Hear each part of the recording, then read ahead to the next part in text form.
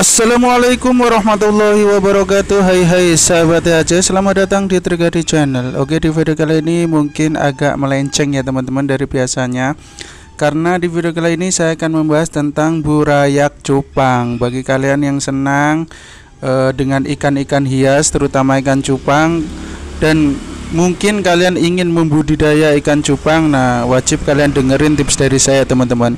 Sebenarnya ini dari kakak saya ya. Jadi kakak saya itu senang membudidaya ikan cupang, dan pengalaman-pengalamannya dia itu saya share di YouTube sini ya. Oke, jadi sebenarnya merawat burayak itu ya gampang-gampang susah sih teman-teman. Kadang kita sudah berusaha sekuat tenaga gitu ya, semaksimal mungkin, tapi hasilnya belum memuaskan. Banyak yang mati, kemudian tidak sampai besar dan lain sebagainya. Nah, pada umumnya masalah kematian burayak itu dikarenakan mungkin ketika kalian memisahkan burayak dari induknya, ya, itu wadahnya terlalu kecil, jadi sehingga itu yang menjadikan banyak yang mati teman-teman.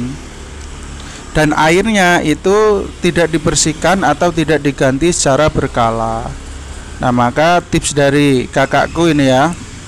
Jadi tips merawat burayak itu yang pertama, selama proses pemijahan itu jangan diberi pakan yang berlebihan teman-teman.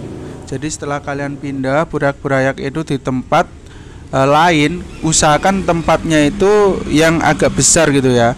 Kemudian selama itu kan itu masih bayi gitu ya, masih umur beberapa hari. Nah, itu jangan kalian beri pakan yang berlebihan, dan jangan sampai ada pakan yang tersisa. Jadi diusahakan langsung habis gitu ya.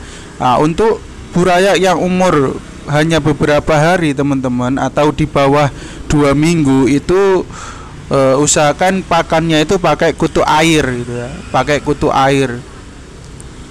Nah, setelah burayak itu nanti sudah umur 2 minggu, baru nanti dikasih kayak cacing sutra gitu, itu bisa.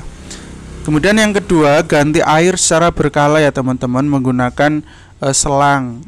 Jadi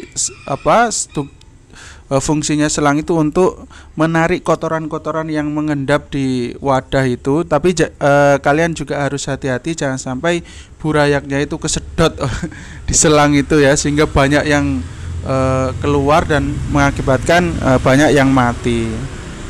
Karena memang air itu juga pengaruh teman-teman, apalagi ketika kalian memberi pakan, kemudian pakannya itu tersisa banyak, apalagi kalian yang memberi makan kuning telur itu kan ada yang memberikan makan kuning telur. Nah, sehingga airnya itu sampai kalau orang Jawa bilang itu sampai budek lah, itu segera kalian ganti, jadi diganti secara berkala. Kemudian yang ketiga, jadi burayak itu kalian pindahkan ke wadah yang lebih besar jika burayaknya itu sudah bisa berenang normal, atau tandanya itu teman-teman, burayak itu kan kalau lahir itu ada kayak kuning telurnya gitu ya, kayak jadi ada kayak kuning telurnya. Nah, itu kalau kuning telurnya itu sudah tidak terlihat, nah itu kalian pindah ke wadah yang lebih besar atau lebih luas gitu ya, sehingga dia pergerakannya lebih luas, karena berenangnya juga dia sudah aktif, maka memerlukan wadah yang lebih luas. Nah, kemudian agar burayak itu cepat besar teman-teman, nah itu kalau sudah dirasa cukup besar gitu ya, burayaknya sudah